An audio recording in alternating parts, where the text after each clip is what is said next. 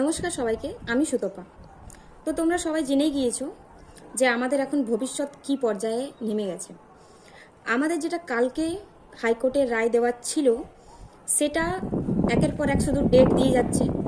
Next date যেটা 17ই March, আমাদের কিন্তু এপ্রিলেই ভোট হবে। আর ভোটের যখন একবার ডেট অ্যানাউন্স করে দেবে তখন কোনো রকম কিছু আর হবে না, সব কিছু স্টে হয়ে থেকে যাবে। ঠিক আছে, সব কিছু রিক্রুটমেন্ট বন্ধ হয়ে যাবে। তো এইটা সব কিছু জেনে বুঝে হচ্ছে। ঠিক আছে, চাইলে কালকের মধ্যেই আমাদের যে কালকের কেসটা ছিল সেটা সলভ হয়ে যেত, করতে পারতো, কিন্তু কি করলো লাস্টে একটা শুধু তারিখ দিয়ে দিল। প্রত্যেকটা ক্ষেত্রে এক একটা করে তারিখ শুধু দিয়ে দিয়ে যাচ্ছে। আমাদের এখন এক একটা দিন কীরকমভাবে বেরোচ্ছে সেটা শুধুমাত্র আমরাই জানি। ঠিক আছে, সবাই সবসময় জিজ্ঞাসা করছে কি হলো তোর রেজাল্ট, কি হলো তোর রেজাল্ট, কিছু বলার আর নেই।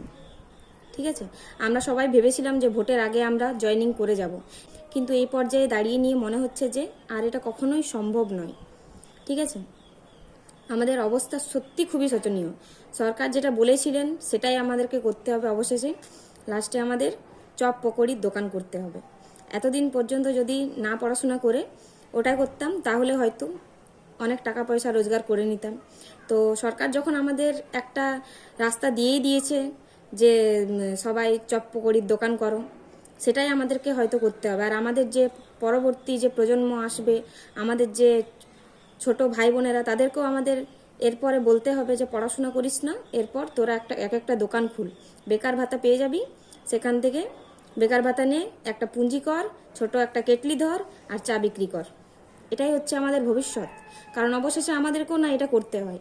ঠিক আছে, প্রত্যেকটা দিন খুবই খারাপভাবে যাচ্ছে, আমাদের অবস্থা শুধুমাত্র আমরাই জানি।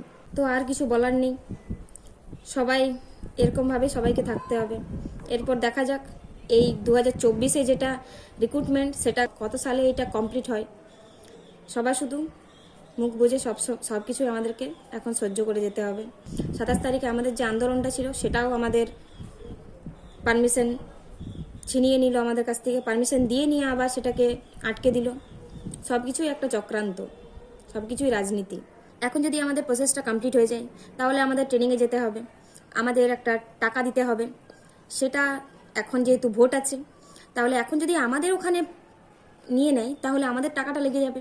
তাহলে ভোটের আগে প্রচুর কাজ, এখন অনেক কাজ দেখাবে, সেই কাজগুলোর জন্য টাকা লাগবে। তাই আমাদের প্রসেসটা একদম ডিলে করে দিচ্ছে। বুঝতে পারছো জিনিসটা কীরকম চক্রান্ত?